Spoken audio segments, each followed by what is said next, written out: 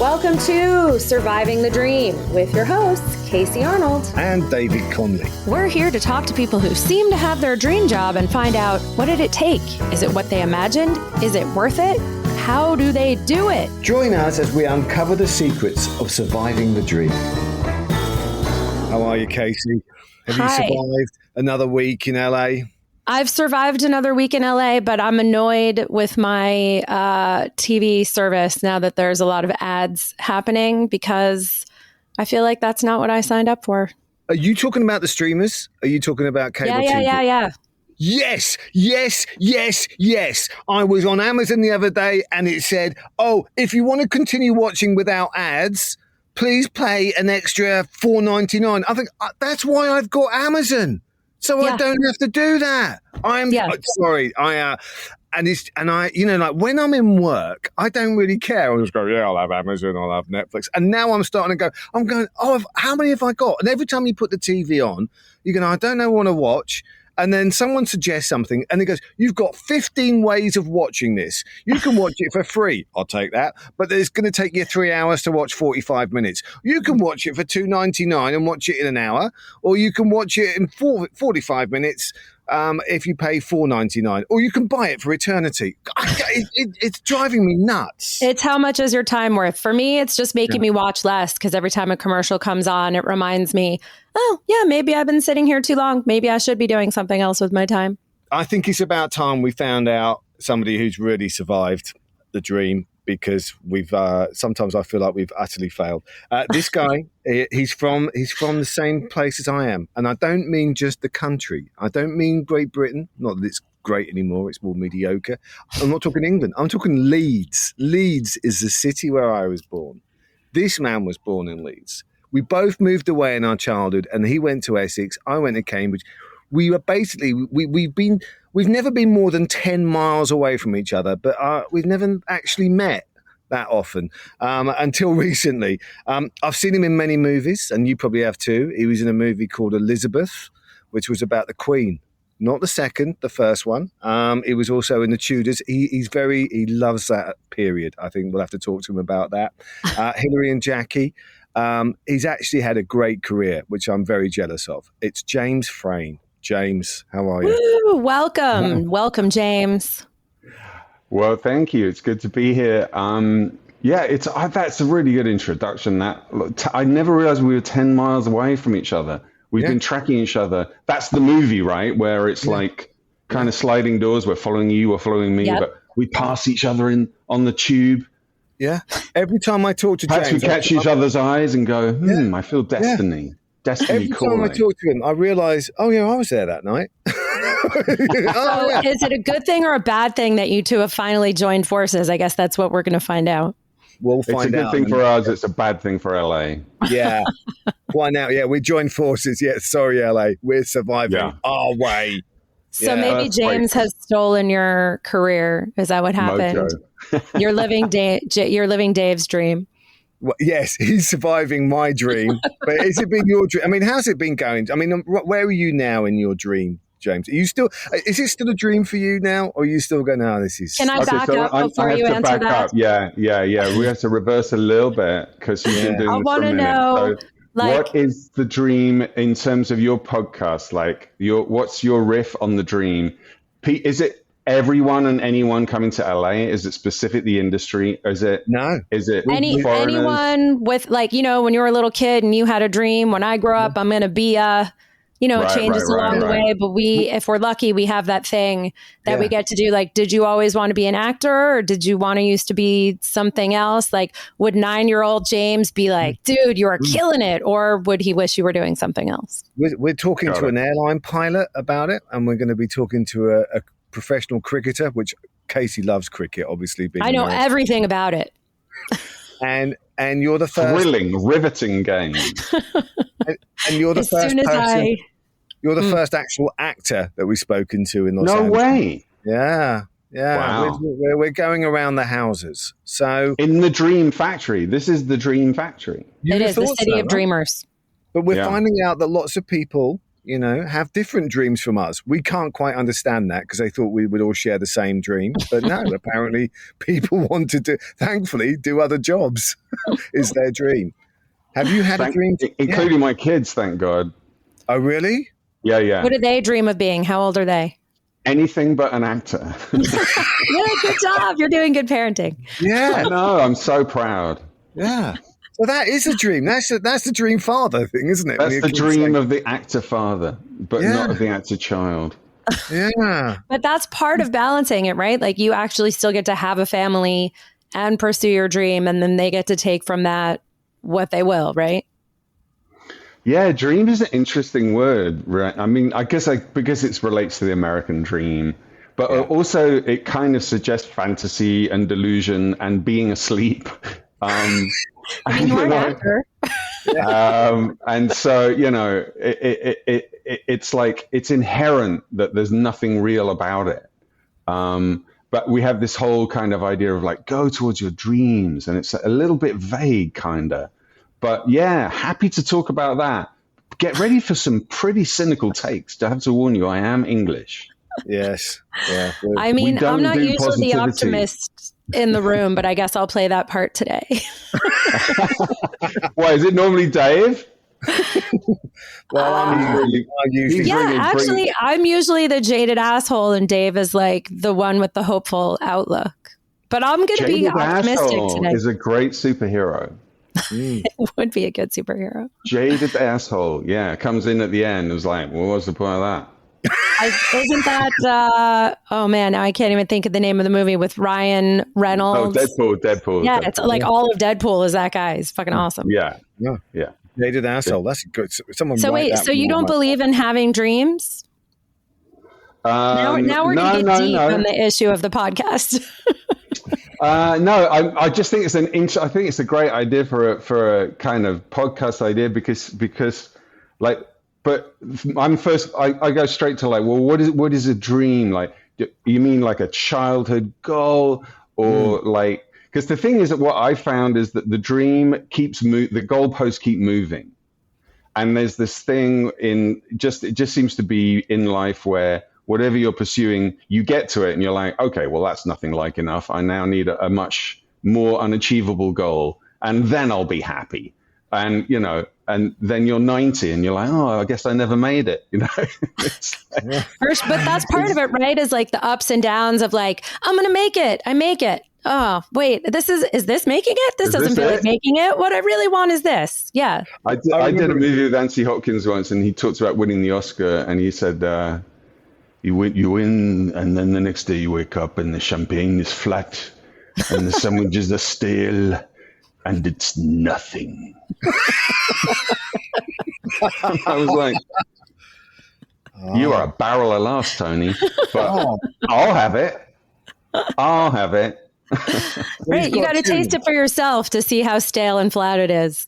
Exactly. I remember when I was at drama school, we had this Russian teacher, and we were talking about objectives, and he said, and your objective could not be happiness because it's impossible.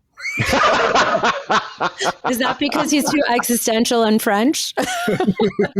I just think it just ruined a bunch of 20-year-olds' lives. Going, that's super Russian, isn't that so Russian? Yeah. That Russians, like, the difference between Russian Chekhov and English Chekhov? You know that whole thing? No, go on.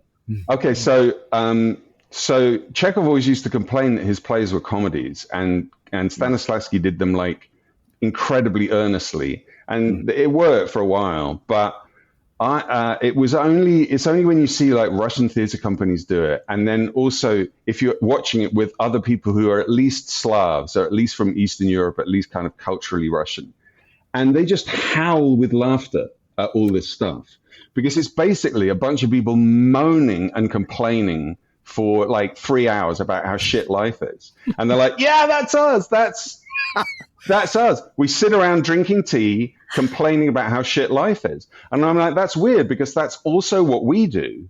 Yeah, that's also what the Jews do. We all do it. With tea? Do you have the tea? Maybe the tea, maybe. What do you have for tea? What replaces tea? Vodka? Oh, that's like Russians, isn't it? I mean, no, but I'm trying to Chekhov think. plays, they have the samovar, right? Yeah, the samovar is basically a pot of tea that sits all day, and you just help yourself to it. And in England, we don't have the samovar. We should have the samovar. We're just constantly making more cups of tea. When I first came to America, my dream was to get a cup of tea. I would go to people's houses and I'd be like, I've been here for like 5 minutes and no one has put the kettle on. What kind of people are you? And then they'd be like, do you want a drink? And I was like, yeah, I'd like a tea. What kind of tea? Tea! There's only one kind of tea. My first trip to America, I was in Arizona, and I was overlooking the Grand Canyon. And there's this ubiquitous northern man who I've met wherever I go in the world. You can hear him talking to his family going, oh no, he's going to talk to me in a minute because he's going to hear me say something. And he did. He showed, hey, you English? I went, yes, I'm English. He goes, it's just a bloody great big hole in the ground, that, isn't it? Anyway, do you know where you can get a decent brew from? Because I've not had one cup of decent tea since I've arrived in America. And I'm like, I'm looking at the Grand Canyon. I ended up going out with him the whole night looking for a cup of tea, and then we ended up having a beer, which he didn't like either because it was like, it's just awful, this American beer, isn't it? And we just sat around listening to him moan about Northern England and the shit weather while we were in Arizona, just outside the Grand Canyon. In paradise, I know. Basically. Like, do you know that the Australians have a cartoon strip in their daily paper called Fat Tom the Whinging Pom? Where he's just like, they're like, what's up, Tom, how you doing, mate? And he's like, it's so hot, isn't it so hot? Oh, blimey, I went to the beach, it's so hot. Yeah, yeah, and that shit is so salty, so salty. Yeah, nothing could be right. Nothing. It's like permanently raining in our heads, you know. Yeah. So the dream. So actually, in terms of like the dream of getting away from that, coming to LA with the sun and the sort of upbeat, you know, delusional nature of everything is very refreshing. And our terrible accents. So wait, your accents are not terrible. Your accent's great. We like them. I like your accent. It's nice that you guys say that. I find your accent so much more pleasant. And like when I travel and I hear Americans, I'm always like bracing myself for, I'm like, oh my God, please don't be a loud, embarrassing American that makes the rest of us look bad. The one that like shouts at you louder when you can't understand them, or, you know, that is just like super culturally insensitive. You've been brainwashed by Masterpiece Television. It is, it's a cult. Yes. I grew up in New York, and some of those accents are amazing, and some, actually, they're all amazing in a different way. Like I love when you land. I love all American accents, I have to say. What's your favorite one to get to do? Oh, to do? None of them are. Actually, I don't like doing any of them because my kids give me so much shit. Well, they don't believe you are whatever you're doing, or what? They are my most ruthless and relentless critics. How nice of them. I dread them watching my stuff. I'm like, you don't have to watch this. It's fine. Yeah. It's fine. Oh, but Dad, we do. No, fortunately, they don't. They're not actually that bothered, which is great. You know, it's a lot of British actors, they whisper a lot because they're scared of getting the accent wrong. Oh, is that what they're just talking like that all the time. They're all Dirty Harry. Yeah. Make my day, punk. This is actually like a soap set in a hospisphospital. I've never heard you do an American accent, Dave. Do some more of that. No, and you still haven't. No. 20 years and counting, still there. Yeah, it's funny because I think I can do a map of Britain. I'm pretty good at that. Oh yeah, America, and I'm like, well, I don't know. I can. We have a different accent literally every 35 miles. Yeah. It's nuts. Yeah, we have different ones. We all hate each other with a furious passion based on how we speak. Yeah. Well, so do you two only get along because you've lived in parallel towns with parallel accents? We've just kept close enough that we've been moving around, and our accents have been moving at the same time, so it kind of works. I have because there's not a hint of Leeds left in us. No. It came out of my mom. My mom, when she used to get angry, it would come out. She would suddenly become a northerner again, and I was like, oh, hey. Yeah. What does Leeds sound like, guys? Should we do it now? Yeah, let's do it. Let's go back into Leeds. It's quite a lot like what you were doing earlier on. Actually, I was thinking about when I was growing up, I had uncles, great uncles. I had some bloody great uncles, I'll tell you. Bloody great. They were. When they were sober, they were amazing. But mine were never sober. They still said thee and that and thou. Oh, yeah. Thee. Do you remember that? Yeah. Get thee down to pub. Yeah. There's no wrong with that. There's no Come back by 5 and 20 minutes past, or they'll hear about it. Yeah, no. Yeah. So much more fun than, say, a Southern accent. Oh, you mean like American Southern or English Southern? Oh, yeah, I meant an American Southern accent. But you know what? I think that's the accent that is the most similar to the British accent, apparently. They did this thing years ago where they, at the Globe, where they did a play phonetically, and it came out as South Carolina. I have to say, as I'm dissing the Southern accent, I grew up with one. I was born in Atlanta. When I learned how to talk, I had a very heavy Southern accent. Okay, and so you can still do it? Well, I can do a little bit of it, but I was real young when we moved, so it sounds a little bit put on now. I think that's kind of sexy. I'd buy it. Yeah. Thanks, y'all. I do miss y'all. I would like to bring that back. I feel like, especially I love y'all. With all the like cancel culture, I'm like, y'all is like the great includer. do you find when you go home though that people think you're American? Yeah. Yeah. Oh yeah. Oh, not me. Yeah, I said James. Well, hang on, no, but Casey, when you go home, do people give you shit about like talking like a Californian? For sure. My New York family thinks I sound like a Valley girl, and people out here are sure that I'm not from here. So I think I have a little, there's like a blend of each. I definitely don't sound like a New Yorker, and I don't sound like a Valley girl, but I've spent a lot of time in each. So I think I'm accent neutral. You're Midwest.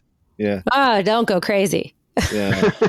And I'd have to be like the pop and it's like dumb little things. It's dumb little things. But I love when I land in New York and they're like, welcome to New York's John F. Kennedy Airport. And I'm like, that's who you chose to be our welcomer. Like, I've lived in LA too long. That person is not a polished voiceover artist. But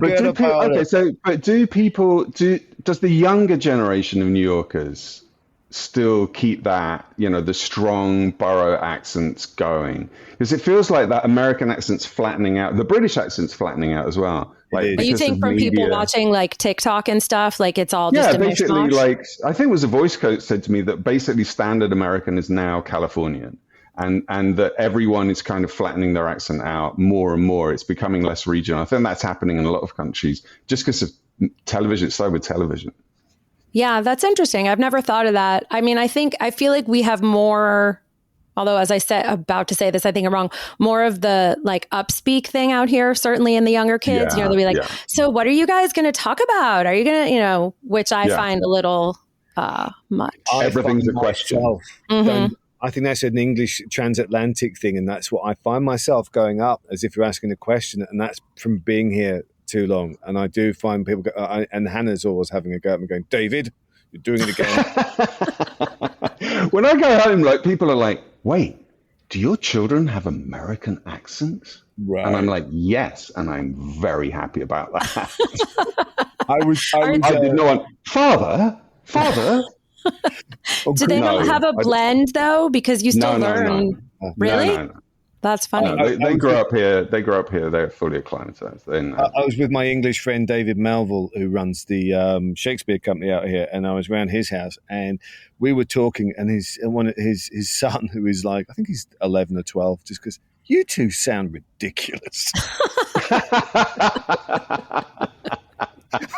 That's your son. He thinks you sound ridiculous. That makes me kind of sad that people were going to lose their individuality with that. Like, I love distinct voices.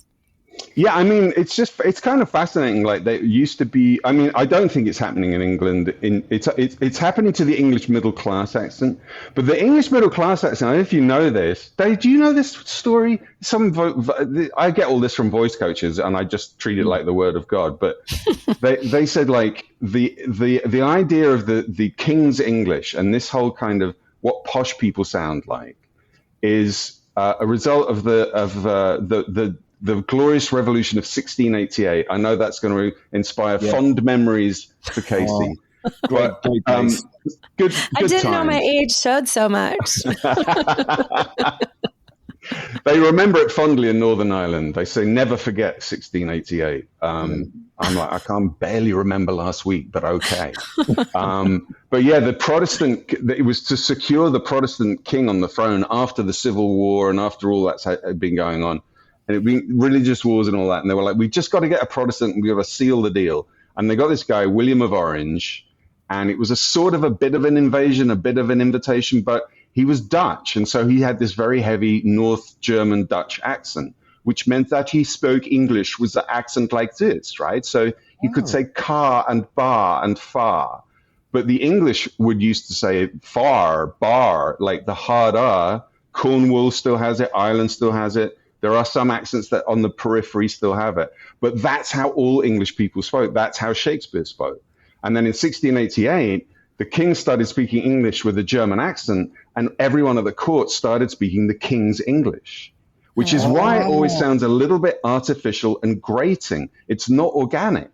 And it isn't a new, and they taught us at drama school, like, oh, no, this is proper English, and this is how you have to do Shakespeare, and all that kind of stuff. And it's an entirely artificial accent that just is about flattering a Germanic king.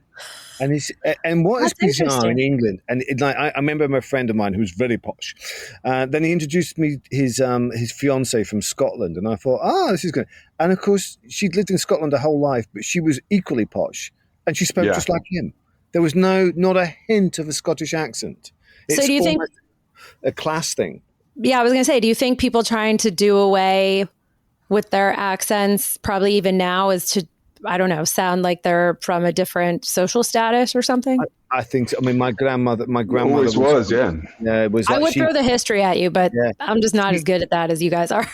You would answer the phone going, hello, it's Ossett, 3222. And you'd go, Grandma, it's me. Oh, hello, love. How's it going? But she just wants to impress anybody who might be phoning up in case it was a member of the royal family had accidentally dialed her. Yeah, my mom and dad did like elocution lessons to change how they spoke. Wow. I guess I'm lucky. What's happened now is like regionalism is in England. Like it's more that the middle class accent has kind of softened and tried to come down as people are like, oh, it's really uncool to be middle class now. Fuck. And, like even the Tony Blair accent where he's kind of like, no, I'm down, but the London accent has become Jamaican influence, so that all of the London accent is now very heavily Jamaican influenced. But the rest of the regional accents are pretty much still there, very, very fiercely proud in like the north. Yeah, there's conflict between the northeast and the northwest. There's the Scotch. Glaswegians hate Edinburgh. Newcastle hates Leeds. Leeds hates Manchester. Liverpool hates everyone. No one likes Birmingham. No one likes Birmingham. Everyone thinks they're the fucking best. I like Birmingham. All the regions come together when a posh person comes in the room and goes, hello, chaps. They're like, fucking hate you. We're only all going to get along when we all sound the same. That was my takeaway from that. Also, I'm a total word nerd because it turns out learning about where the phrasing comes from is terribly interesting to me. Is that right? Yeah, I like that kind of stuff. Yeah, I like that kind of stuff. It's like where James and me are from. I don't know if your grandmother was like this, but they used to be able to mouth things because of the machines in the. You mean instead of speaking out loud, they would just mouth it? So they could actually, you would be on the bus and they would be talking to their friend who was on the other side of the window, and they're not actually speaking. So the Yorkshire accent is actually you talk quite, you open your mouth quite a lot. So that I'm going to leave that joke alone. Yeah, it's sitting there. It's just sitting there. My family didn't hide it, but there are words. My grandparents are from New York. I've lived out here a million years, but there are like some words, that I just learned from them, like LaGuardia Airport. I always thought was LaGuardia because that's how my grandma said it. which is apparently like, I don't know, a heavy New York accented way to say it. My mom one day was like, why do you keep saying LaGuardia? Like, you're from Westchester, New York. That's not our accent. I'm like, that's how grandma said it. That's why I asked, like, if your kids say stuff like you, like, 'cause some words you just know from hearing them around home. You don't necessarily hear them out in the world or read them on the page. And you're like, oh, well, my parents must say it correctly. My daughter finds Englishisms kind of delightful and hilarious. So anytime I try and sort of disguise a word, like I said, I was talking about evolution. She said, what? And I went, oh shit, sorry, evolution. She's like, no, you've got to say evolution. That's hilarious. Evolution, like it's evil. And I was like, my kids think I'm like this quaint relic who's like, quietly sort of congealing in the corner. Wake him up and get him to say something mad. It's delightful. That's like Dave the other day. We were talking about like the peaks and valleys of success, but you said the peaks and troughs. And I'm like, it's funny how we have the same expressions, except not the same. Yeah. It's funny. I'm often on in a meeting and I'll say something and people go, say that again. Yeah. 6 of one, half a dozen of the other, isn't it? Yeah. But it used to be like Cockney rhyming slang, right? So like Cockney rhyming slang was like a real thing. That's all gone. Now it's full on Jamaican slang in London. Like what? I need examples. No, I can't do it. That's ground I should not tread. But all right. if you want to watch, off record. But if you want to watch, there's a show on Netflix called Top Boy. Yep. That is it. That's contemporary London. That's got contemporary London slang. Actually, that ran for 2 seasons and then went away. And then Drake, it turned out, was a fan. Swooped in and said, I want that show back on. 3 years later, he paid for it to be rebooted. They got the original cast back and they did 3 more seasons. Can you imagine having that kind of power to be like, why did you take that show off? I loved it. Make it happen. I'm just going to tweet Drake and say, how do you feel about Cooper's Bar? But it is a really good show. And it's very, very accurate to a certain, like the contemporary London scene and hip hop scene. And, there was a lot of UK rap artists in it. And if you want to hear what the London accent sounds like and you want to hear contemporary London slang, that's the show. That's the way to go. It's also just a great show. I was just going to pivot slightly and sort of get us back on theme, just like I love all this accent talk. But surviving, right? I mean, like Casey, our whole premise for this is that we have survived what we as children would have thought was our dream job, right? But neither of us are famous. I would argue that you're much more famous than us, James. But have you made a living out of what you've been doing for what you would consider your dream? Yeah. But I'm more like people come up to me and they're like, what have I seen you in? What is it? What is it? Like, I'm like, oh, fuck. Do I have to, like, I used to have to like, well, it might be this or it might be that. And then so after a certain while, they're like, maybe it's not you after all. Oh, no. And now I'm just like, Google me. But what I say is, I'm that guy you saw in that film on the plane that time. And people go, right. I hear that. I have a good friend like that from New York who's like a big, tall, white guy who plays like scary men and everything. And sort of the same where people recognize him, but they're too afraid to come up to him because every character he plays is so terrifying. So you just have people like looking at you all the time. And I'm like, why is everyone staring at you? And he's like, I don't know, they probably recognize me from one of them. I'm like, oh, but it's like, that's like a weird middle ground to be like notable, but people can't place it. I mean, because you have been in a lot of really big stuff, the Tudors and True Blood and Gotham, like those are, irrefutably big projects. But because because you're not like the guy on the poster, people are like, did we go to high school? Did we go on a date? How do I know you? It's because, and sometimes I say, that night meant a lot to me. Please say that every time, because I just want the look on people's faces. that hurts a little bit.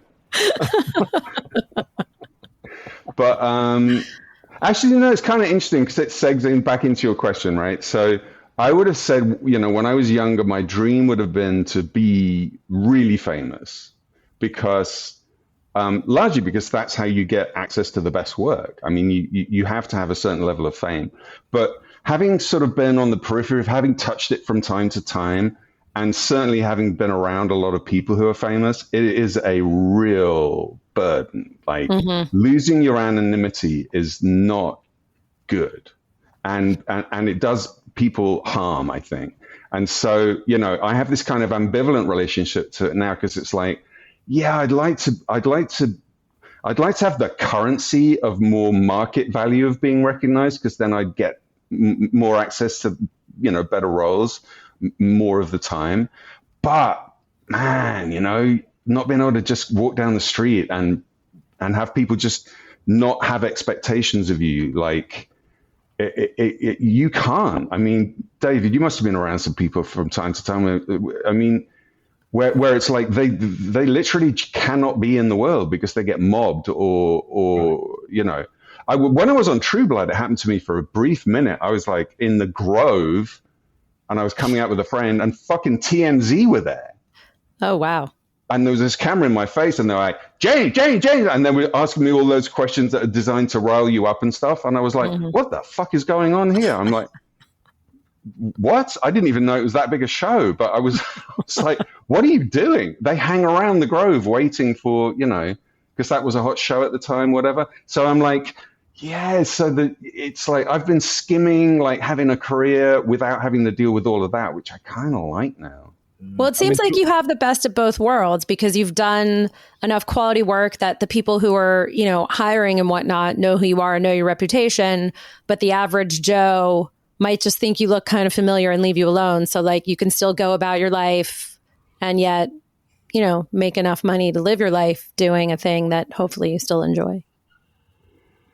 But like our earlier comments, nothing is ever enough. So even there's no such thing as the best of both worlds. Right. Almost. I dare you to become super famous and get back to me. Oh, darling, it's a real burden. Oh, look at the accent got more posh as soon as he got famous. Yes. Yeah. I just live on the interest now. I mean, let's not lie. That's got to be... That's got to be part of the dream, right? At some point to just be cashing checks from past work and like only do things when you feel like it. Someone once said, and I stole it, but the American dream used to be getting to your first million. Now it's getting to zero.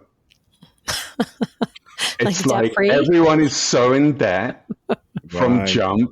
It's like one day I'll be at zero, That's kind of like it's not far from the truth about like what the American dream has become in terms of like how crazy the economy is. But I don't want to go too down that road, but I do think that's a cultural difference between Britain and America as well, because I was never in debt in Britain. I was broke, but it meant that I would just like I had much money in the bank to get. I always used to think 3 months ahead. And it was only in America that, and it was through a healthcare situation that I suddenly had to get a credit card and put down money, and I was beating myself up for years. But every time I spoke to someone, I said, "Guys, I'm in debt," and they go, "Yeah, of course you are. You're in America." Yeah. You can't. But when I got here, then people are like, "What's your credit rating?" I'm like, "What do you mean?" You go, "You can't buy anything without a credit score." So I'm like. Yeah. Wait, so I have to be in debt to buy something? No, yeah, that's how it works. I was like, okay. Yeah, that really Next thing I knew. Yeah, that really threw me when I came here. Underwater forever, and I was like, well, I guess interest rates are about 2%. So what are the credit cards? 28%. Oh, that's quite the markup. Yeah. American Express are doing well. Yeah. It's a completely different attitude. What a racket. Yeah. It is definitely a racket, but that like we're Oh my God, I hate spending my money on parking almost more than anything else. I would definitely rather like give $20 to a homeless person than pay $20 for parking, like crumple it up on the street and let them find it before I'd rather spend it on Don't parking. get carried away, Casey. That's not that. I mean, I'm trying to think of the days when I was busy working a lot, like we're saying, but when I'm like flush and busy working, I'm like, oh, I deserve it. I've been working hard. Maybe this is the American dream. And when you're in between, you're like, no, I don't really need it. It's okay. It's okay. I can just have, I'll just hear about it. But listen, when I get to zero, I'm buying a parking lot in LA because forget about the movies. Buy one in New York. You'll really make money. It's like $40 for 10 minutes. Like that. Yeah. Yes. Yeah. Stacked on top of each other. So New York is so crazy. But I think that is surviving the dream. You're right. I thought that like 50, and I didn't have the money at the time, but someone said to me about 15 years ago in LA, he said, you know where money is? Parking lots. And it's so, and I see them disappearing around. I mean, obviously I'm working in Hollywood, living in Hollywood, and they're just disappearing and turning into luxury apartments. So there's even less and less parking. That is true because we have more Ubering. But wait, this begs a question. Do you think for, part of surviving the dream, do you think you need to have like a backup plan or a retirement plan? Like, or are you just all in, like, this is the only thing that works? I think you should, but I haven't. Well, the thing is that actors don't really retire. You just don't know. You just don't choose when it happens. The town chooses for you. We get retired much as the mafia retires you, but it's not like, I worked with Richard Harris on his last job. I worked with Peter O'Toole on his last job. At a certain point, I was like, is it me? Am I turning them off? What's going on? I worked with John Gielgud on his last job. Like, these guys were in their 80s. Did they know? Did they want it to be their last job? Were they like saying a fond farewell? No, they took one look at me and went, oh, fuck. There he is, the angel of death. I'm like, yes, He was always that was my dream. Yeah. Congratulations, you did it. Any actor over a certain age goes, can I just look at the call sheet to see who's on it before they say yes to this job? Oh no, number 8, Frain. Oh, this is it. I'm going to see the doctors instead. I got to tell you guys, that's part of why I pivoted from doing more stand-up to writing, because you can still be old and write as long as your brain is working. You can still do stand-up when you're old, can't you? Or but I mean, you're not making a ton of money doing stand-up anyway. I don't know about you guys. I do stand-up for the love of doing stand-up. It's only buying like 7 people houses. Yeah. And my dream is to buy a house 40 years ago. Can you make that happen? I'm going to get to work on my time machine and I will give you a call. Because the debt's going this way and the houses are going this way. Yeah. I will say zero is going this way. I got lucky and I have a pushy Jewish family and they helped me / forced me to get a place 22 years ago. Wow. Yeah. And at the time I was like, I'm not ready. It's too much responsibility. And now all the time I'm like, oh my God, I don't know what I would do. My income is like fluctuates so much. I don't even think anyone would have rented to me because they'd be like, last year was a bad year. We have no faith in you. So sorry. Like, I'm very thankful for my pushy family. I mean, I have to say, like, we had a flat in London from 92 to 2005. And the best time we had in that flat was when we were living in New York and not actually there because we could finally afford it. And then we actually sold it on a whim. This is how it happened. We were in production on the understudy. Hannah comes up to me, who's my wife, and said that, and co-producer and director, and said, "We're running over budget. I found a way though that we can pay for the rest of the movie. Great, we're selling the flat." And I remember just going, "Okay, next shot." Wow, that is true art. And we were out the housing market for a lot up until 2020, and I must admit, I thought we were never going to get in. But I like to say, look, I got back in because of a movie, but I lost a house on a movie, and I gained a house on a movie. But sort of like full circle. 16 years apart. The dream is whittling down during this entire podcast. Well, but here's the thing. The dream is not necessarily all up, but that's part of it is like, it's peaks and valleys. And people think, you know, like you said, you're like, I'm going to get a regular part on a big show. Right. And you're like, I did it. And then you're like, I'm going to get a bigger part on a bigger show. I'm going to get a big movie. Yeah. I'm going to star in a movie. Like, but that's also, I think, part of, I mean, I don't know if it's for everybody's dream, but at least for creative people, right? Like you got to keep upping the ante. Otherwise you become complacent and then you lose the magic thing that makes you want to do or be good at the thing that you do. You have to walk a fine line between like being content with where you're at and having enough drive to do more. But yeah. You can't, that's the trick, but that's everyone's challenge in life, isn't it? I mean, balance is the great elusive beast. Yeah. I mean, that's why it's interesting to talk to people in other professions and what drives them and what keeps them going and what's enough and it seems to be it's never enough. That's never enough. Yeah. Do you think so like I don't have a family, it's just me, so I feel like it gives me more leeway to say no to stuff. Do you think being responsible for other people like changes the decisions you make? Yeah. Yeah, I'm making a face which doesn't go well. It doesn't help the audio. Yes, no, it definitely does. Absolutely. Yeah. Of course it does. Yeah. So I feel like that's part of the balance too, right? Like you managed to have a well-rounded life, and I have 2 cute cats. Well, let's not dig too deep into this one. It's all balanced. Move swiftly forward.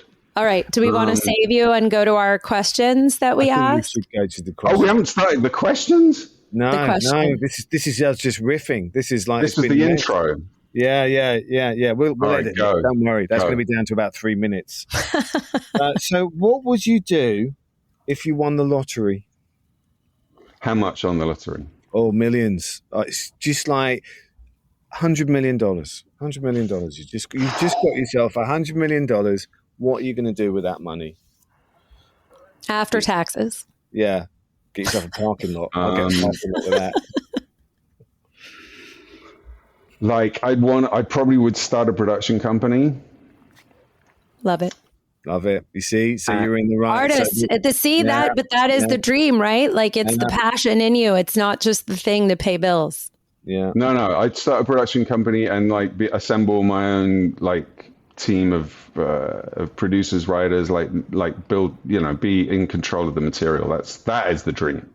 Wow. That is my actual dream, is to be in control of the material. That for real is my dream. To produce, to write, to direct. That would be my dream too, to be honest. If I had 100 million, that's what I'd do. Yeah. Guys, let's make it happen. Actors are guns for hire. We really are guns for hire, We can figure it out for like maybe $1 million. We need to just find an angel investor. Okay. So, do you want to ask the next question, Casey? Sure. Let's see here. If you could do any other career, what would it be? Ooh, good one. I like that. I would be a painter. Oh, what kind of painting? Painting with paint. I mean, like in a creative paint, like abstract portraiture. I would want to be an artist, like a professional artist who could make a living at making art. We couldn't hire you to come and like paint our living room or something like that. Do you know what? I know some artists and they do that on the side. Okay. But they come in and they do special designs and stuff. I knew one guy had to paint a swimming pool, the base of a swimming pool. Right. That's cool. Yeah. I mean, guys, we all got to find a way to make it practical, right? I don't know how civilians do it. I only know how to process life through assorted creative ways. Yeah. All right. So what made you laugh this week? Our stand-up class. Oh, James is doing stand-up with us. It was good. It was getting good as well. It was good. Yeah. Lots of laughs in that, though, eh? That's really fun. Yeah, that's the highlight of my week, I would say, was that stand-up class right now. I'm inviting myself to your next class. It's just great to be in the community and everybody laughing and everybody working together and being supportive. I'm very proud. So supportive. Yeah, it's great. Right. That is nice. What did you learn this week? What did I learn this week? I can't even remember this week. You learned to write things down. I'll tell you what I learned this week. I learned a lot about Teslas this week. Oh. I didn't know shit about Teslas, and I had to. Do you know Turo, the app Turo? It's like the Uber of Teslas. It's like the Airbnb of rentals. You basically rent a neighbor's car, right? Yeah. And I had to drive up to see my daughter. She was performing something, and the only thing I could get at the last minute through Turo app was this Tesla, and I had to. The guy didn't have a key; he'd lost the physical key, so I had to operate it with the phone. Yeah. And I entered the Tesla universe where I'm like charging stations, like it's like in the Matrix. You're under the ground with the charging station. All the Tesla people winking at you. You're in, eh? Yeah. And then he was like, whatever you do, don't leave your phone in the car because it automatically locks behind you if your phone's in the car. If only he hadn't said that, I wouldn't have left my phone in the car. Oh, it was no. like a curse. 1 o'clock in the morning in Ojai. Click. I have a Tesla and I've left my phone in the car and I think it's actually, my worry is that it's actually still running because the car, how does it know that the package because it's in there? But how do you convince someone to break into your car that's not really your car to get your phone because you have like no proof that it's your car? Yeah. Couldn't. I got rescued by another dude who saw me in the parking lot, clearly in some distress, and happened to live in LA and gave me a ride home. And then the next day I went back up and I had to go back up. Wow, faith in humanity. Thing. Wow. It was a whole thing. I met some really cool people. It turned into a mad night. It was a bit like After Hours. Remember that movie After Hours? I love that movie. Yeah, it's a bit like that, except Rosanna Arquette wasn't in it.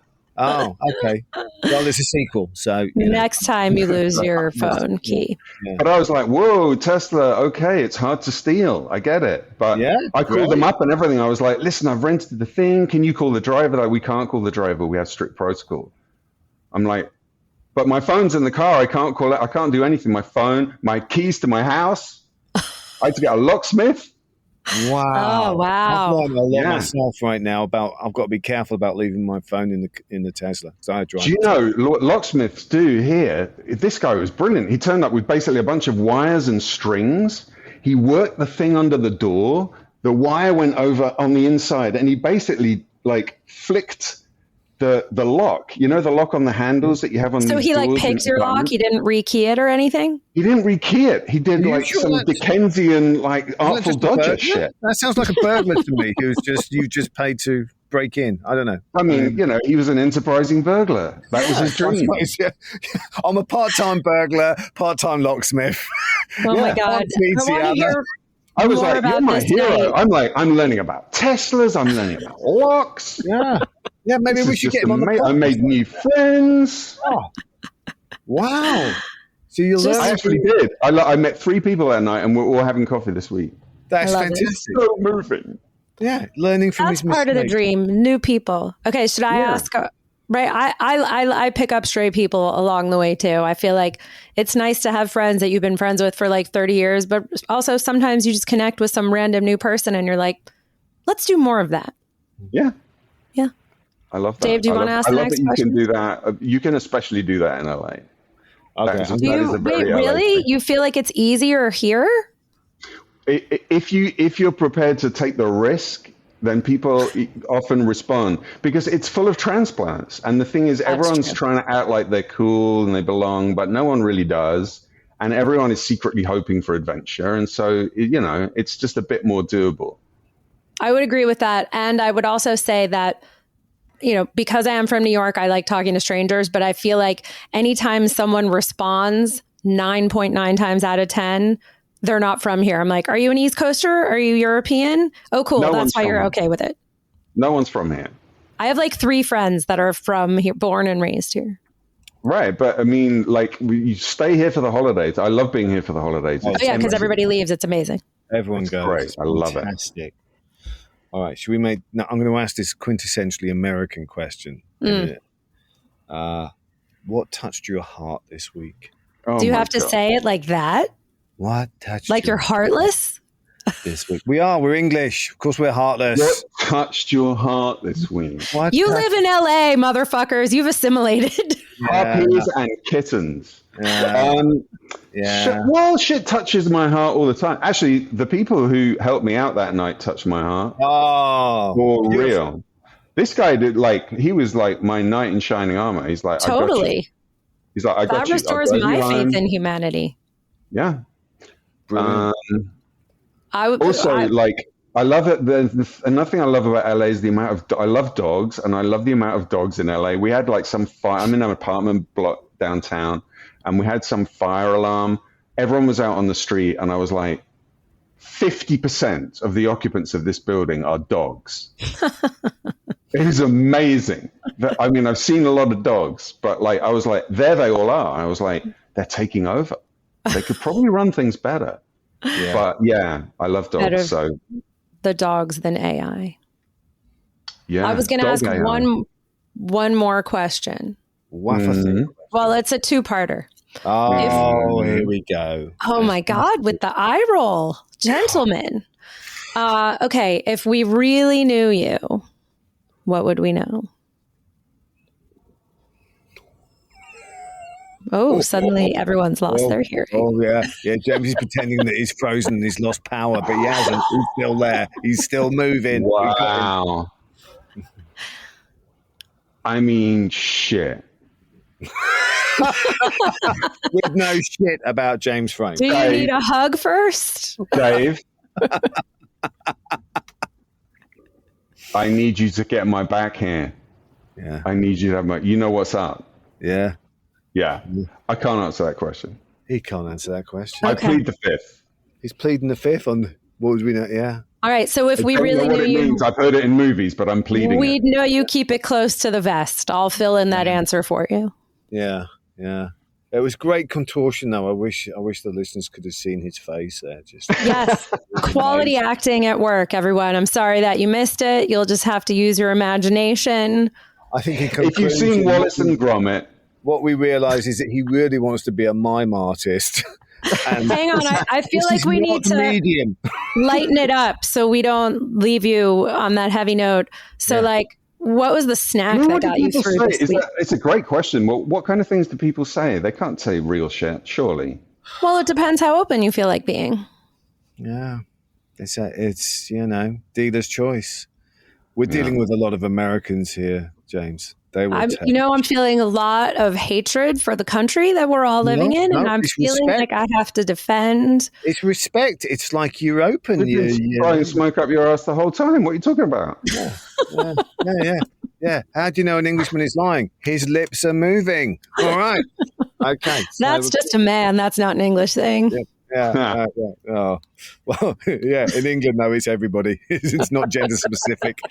All right. I don't think so. I don't think people lie. People people moan, but they don't lie. Moan. Honestly, I feel like should lie more. It'd be better if people were like, actually, I'm feeling great today. Yeah. That's a really good lie that English people could learn to tell. You're like, how you doing? Grandfather used to do that. Anytime you asked him, how are you? He would say, I'm terrific and getting better every day. I'm like, maybe that was for him. Maybe that was for us. I don't know. Well, Grandpa, can I give you a leg back? P.T. Barnum? Was he P.T. Barnum? Could have been. Things that you will never hear an English grandfather say. Ever. Not ever. Even if you won the lottery. Be like, I'll probably have to pay a load of tax. We asked, this was not on the podcast, but we asked an English friend, said, what would you do if you won the lottery? And he went, I'm just worried about the tax, to be honest.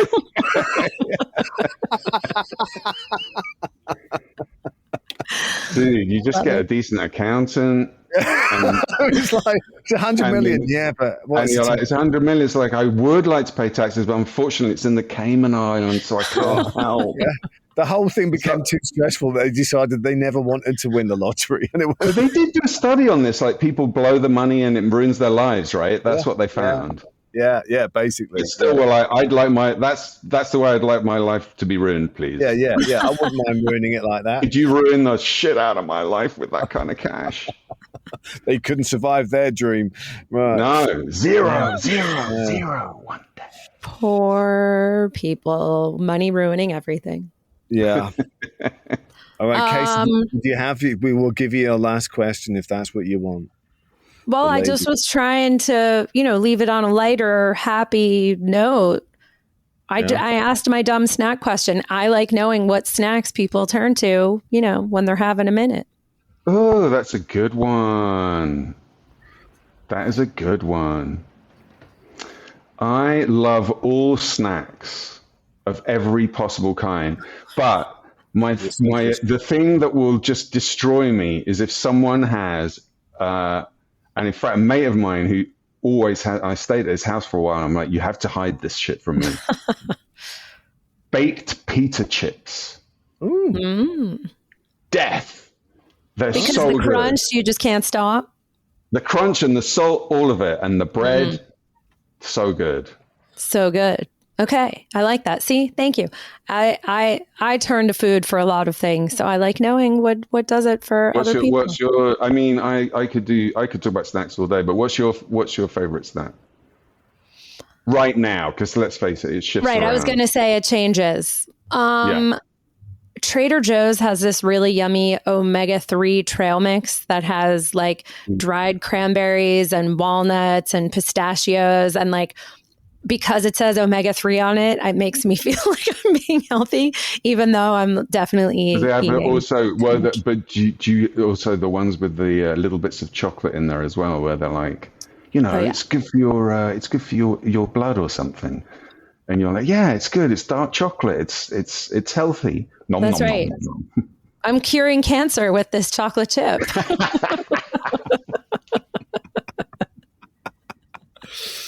That's my dream, guys. That chocolate is the cure-all. Well, yeah. we've got to congratulate James. He survived a podcast with us. Yes, thank you for being here with us. Thank you so much, guys. Quick shout out to Mike Nicholas for being our tech savior, and Carmen Sclafani, also known as Wiser Time. Thanks for our music, and thank you all for listening.